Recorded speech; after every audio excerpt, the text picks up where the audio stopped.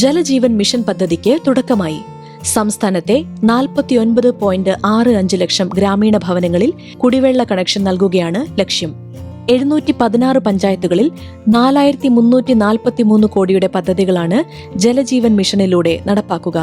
564 പദ്ധതികൾ ആദ്യഘട്ടമായി നടപ്പാക്കും. നിലവിലുള്ള ശുദ്ധജല പദ്ധതിയുടെ ശേഷി വർദ്ധിപ്പിച്ചും ചിലതിന്റെ സ്രോതസ് ശക്തിപ്പെടുത്തിയുമാണ് ഗാർഹിക കണക്ഷനുകൾ നൽകുക. പൊതുജനങ്ങൾക്കും ജനപ്രതിനിധികൾക്കും ഏതു സമയത്തും പദ്ധതിയുടെ പുരോഗതി സംബന്ധിച്ച വിവരങ്ങൾ വെബ്സൈറ്റിലൂടെ അറിയാൻ സാധിക്കും. കേരള വാട്ടർ അതോറിറ്റിയും ജലനിധിയുമാണ് പദ്ധതിയുടെ നിർവഹണ ഏജൻസികൾ. കേന്ദ്ര സഹായം കൂടി പ്രയോജനപ്പെടുത്തിയാണ് പദ്ധതി നടപ്പാക്കുന്നത്.